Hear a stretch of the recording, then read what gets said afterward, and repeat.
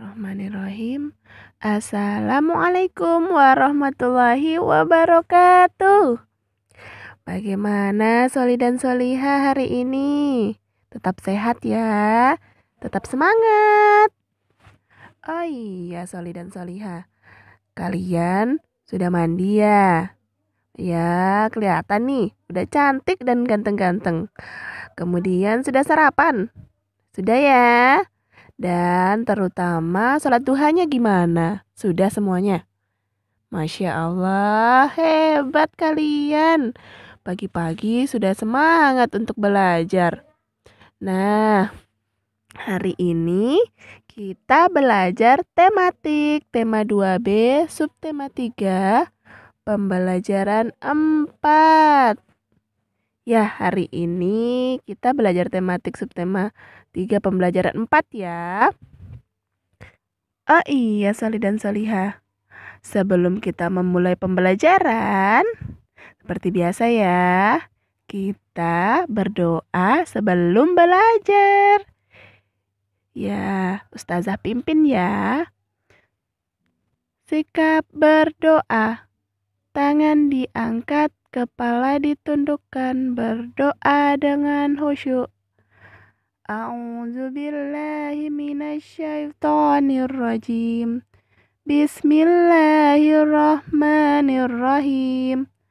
Raditu billahi robba wa bil islami dina wa bi muhammadin nabiyya wa rasula.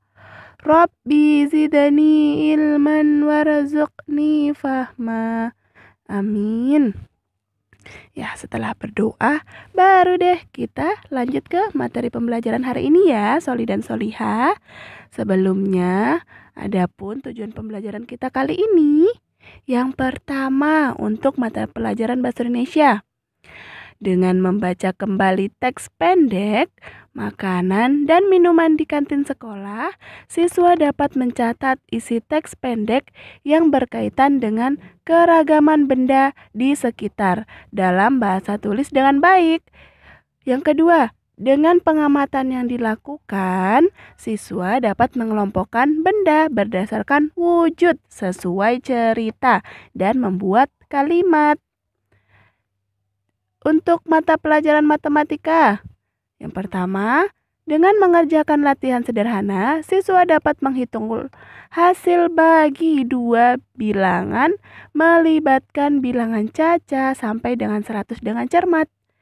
Tujuan yang kedua, dengan mengerjakan latihan sederhana, siswa dapat melengkapi tabel pembagian dengan bilangan tertentu. Untuk mata pelajaran SBDP, yang pertama, dengan mengidentifikasi cara menggunakan alat dan bahan menggambar, siswa dapat menggambar imajinatif berdasarkan pengalaman atau benda yang dilihatnya dengan benar. Yang kedua, dengan tanya jawab, siswa dapat mengidentifikasi langkah-langkah menggambar imajinatif dengan cermat. Nah, itu tadi tujuan pembelajaran kita hari ini ya. Kita lanjut ke materi pembelajaran. Ayo mendengarkan. Kamu pasti sudah sering mendengar kata cerita bukan? Siapa yang tahu apa sih itu cerita? Ayo, siapa yang tahu? Ya, sebuah cerita itu dapat kita baca atau kita dengarkan. Kemudian, ada cara untuk memahami isi cerita. Gimana ya caranya? Ada yang tahu nggak? Caranya itu dengan menyimak dengan baik. Jadi, cara untuk memahami isi cerita, Soli dan Soliha harus menyimak orang yang membaca cerita dengan baik. Kemudian, marilah berlatih lagi cara memahami isi cerita. Nah, kalian tutup bukunya ya. Ustazah akan membacakan sebuah cerita. Soli dan Soliha harus perhatikan baik-baik ya, dan simak baik-baik apa yang Ustazah baca. Dengarkan baik-baik supaya kalian paham apa sih isi dari cerita ini. Judulnya adalah Makanan dan Minuman di Kantin Sekolah. Jam istirahat tiba. Nina dan teman-temannya membeli makan di kantin sekolah. Di kantin ada banyak makanan dan minuman yang dijual. Nina memesan nasi goreng dan es jeruk. Made memesan bakso dan es jeruk. Lani memesan mie ayam dan es jeruk. Sementara itu, Deli membawa bekal makanan dan minuman dari rumah. Bekal milik Deli adalah nasi goreng dan telur. Mereka makan di kantin bersama-sama. Mereka makan dengan gembira. Ya, sudah paham apa isi dari cerita ini? Oke, kalau gitu, berdasarkan cerita tersebut, kelompokkan benda-benda sesuai wujudnya. Tuliskan nama benda-bendanya itu dalam tabel berikut ya. Ustazah kasih contoh satu deh, di nomor 1. Es jeruk. Wujudnya adalah, iya benar sekali, cair. Benda yang kedua, nasi goreng. Ayo Soli dan Soliha, tahu nggak? Ini dia wujudnya padat, cair atau gas? Masya Allah, iya benar sekali. Padat ya Soli dan Soliha. Ya, nomor 3, bakso. Apa? Iya sama ya dengan nasi goreng, yaitu benda padat. Tapi kalau kuahnya ya bukan benda padat ya Soli dan Soliha. Kita lihat bendanya baksonya aja ya, nggak usah pakai kuah, oke? Iya. Kemudian mie ayam. Mie ayam. Ayo. Padat atau cair atau gas? Iya, padat lagi ya Soli dan Soliha. Yang terakhir, telur. Benda padat, cair atau gas? Iya, telur adalah benda padat ya Soli dan Soliha. Jadi dari 5 nomor ini yang benda cair cuman es jeruk. Nah, selanjutnya membuat kalimat menggunakan kosakata berikut. Makan. Kira-kira kalau dibuat kalimat bentuknya seperti apa ya? Ya, contohnya seperti ini. Ibu, saya mau makan nasi goreng. Ya, nomor 2, minum. Nah, kalian bisa berlatih di sini ya. Silakan dikerjakan, boleh dikumpul, boleh juga tidak. Ayo mendengarkan lagi. Sebelumnya, kalian sudah belajar tentang perkalian dan pembagian. Ya, kalian sudah belajar tentang perkalian dan pembagian ya sebelumnya. Ya, perkalian itu merupakan hasil penjumlahan berulang bilangan yang sama. Pembagian merupakan pengurangan oleh bilangan yang sama sampai habis.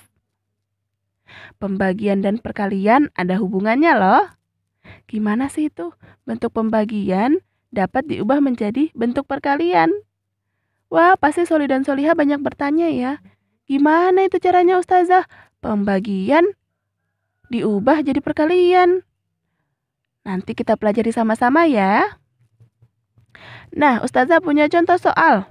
Ada 6 bola. Ini dibagi ke 3 keranjang yang kosong. Kira-kira masing-masing mendapatkan berapa ya? Nah, masing-masing keranjang harus mendapatkan sama banyak ya. Nah, 6 bola dibagi ke 3 keranjang, hasilnya banyaknya dalam 3 keranjang itu ada 2.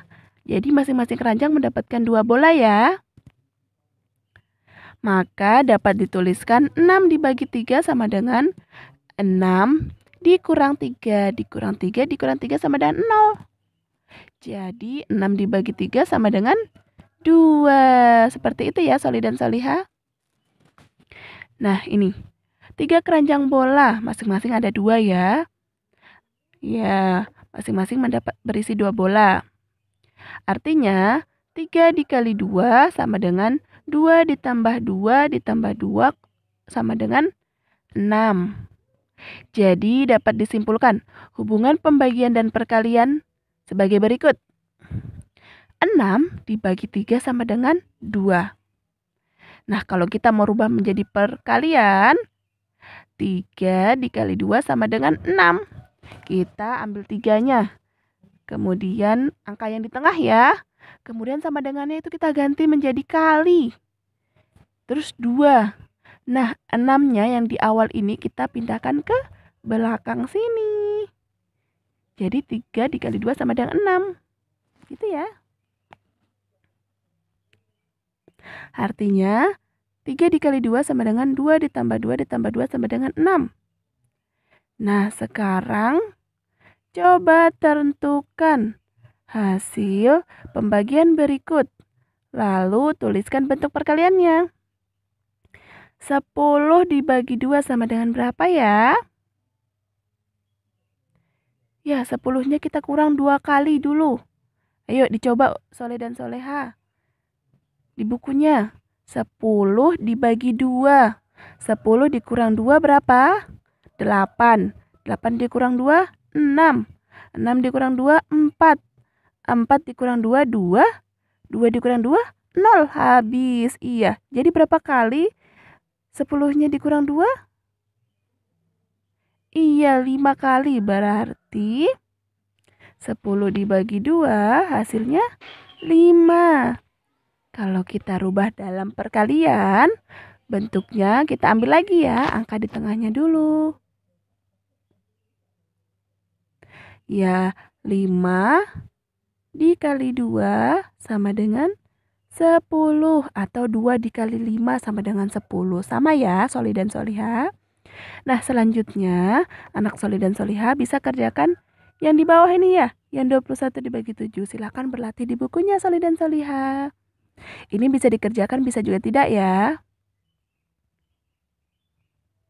Oke, kita lanjut ya. Ayo berkreasi. Tahukah kamu fungsi dari media menggambar tersebut? Ada yang tahu nggak fungsi dari media menggambar? Nah, ayo perhatikan gambar-gambar berikut ini. Kertas atau buku gambar. Kira-kira fungsinya untuk apa ya? Ya, buku gambar adalah tempat untuk menggambar. Iya, buku gambar itu adalah tempat kita nanti menaruh gambar-gambar kita ya, membuat gambar-gambar. Kemudian selanjutnya ada pensil. Pensil kira-kira buat apa ya? Iya, pensil adalah alat untuk menggambar sketsa. Penghapus, kira-kira penghapus untuk apa ya? Digunakan untuk menghapus gambar sebelum diwarnai. Gambar yang terakhir adalah pensil warna. Kira-kira pensil warna untuk apa ya fungsinya? Pensil warna digunakan untuk mewarnai gambar. Benar sekali. Nah, selain pensil warna, ada juga yang lainnya untuk mewarnai gambar kita, yaitu krayon. Bentuknya dia seperti lilin, keras, tapi ada warnanya ya, Soli dan Soliha. Nah, langkah-langkah menggambar imajinatif. Nah, sebelum kita membuat gambar imajinatif, ada langkah-langkahnya atau cara-caranya. Yang pertama, siapkan media yang diperlukan untuk menggambar seperti yang tadi ya, ada buku gambar, pensil, penghapus, penggaris, pensil warna, atau krayon. Yang kedua, tentukan tema sebelum menggambar. Nah, tentukan tema. Misalkan temanya sekolah. Maka di sekolah kita bisa menggambar kelas kita, bisa menggambar masjid di sekolah, kemudian bisa menggambar kantor yang ada di sekolah, dan yang lainnya. Yang tentunya temanya adalah sekolah ya. Wah, bisa juga menggambar orang-orang yang di sekolah. Kemudian yang ketiga, tentukan gambar imajinatif sesuai tema. Nah, gambar imajinatif sesuai tema, misalkan kita sudah membuat temanya sekolah. Kemudian gambarnya kita mau buat ada gedung sekolah. Kemudian di sekolah kita itu ada rusanya, ada kucingnya gitu ya, Soli dan Soliha. Walaupun di sekolah kita nggak ada sebenarnya. Kemudian yang keempat, Buatlah sketsa gambar menggunakan pensil. Ya, kita buat sketsa dulu ya menggunakan pensil, jangan langsung diwarnai. Yang terakhir baru mewarnai gambar dengan pensil warna atau krayon. Nah, seperti itu ya langkah-langkah menggambar imajinatif. Ya, sebelum menutup video pembelajaran kali ini, tugas anak soleh dan soleha adalah membuat gambar imajinatif sesuai dengan langkah-langkahnya ya. Ya, ikuti langkah-langkah yang tadi Ustazah sudah berikan. Kemudian gambar imajinatif kalian. Imajinatif itu apa sih? Imajinatif itu adalah gambaran khayalan kalian atau impian kalian yang tidak ada di dunia nyata. Gitu ya Solih dan Solihah. Gimana, siap semuanya? Insya Allah Ustazah. Masya Allah. Ya, alhamdulillah ya kita sudah berada di akhir pembelajaran. Seperti biasa, sebelum mengakhiri pembelajaran, jangan lupa berdoa setelah belajar. Sikap berdoa, tangan diangkat, kepala ditundukkan, berdoa dengan khusyuk. A'udzu billahi minasyaitonir rajim. Bismillahirrahmanirrahim. Subhanakallahumma wa bihamdik, asyhadu an la ilaha illa anta, astaghfiruka wa atubu ilaik. Ingat ya Solih dan Solihah, tetap menjaga sholat 5 waktu dan sholat duhanya. Oh iya, jangan lupa juga setor hafalan dan tasinnya ya Solih dan Solihah. Terima kasih. Wassalamualaikum warahmatullahi wabarakatuh.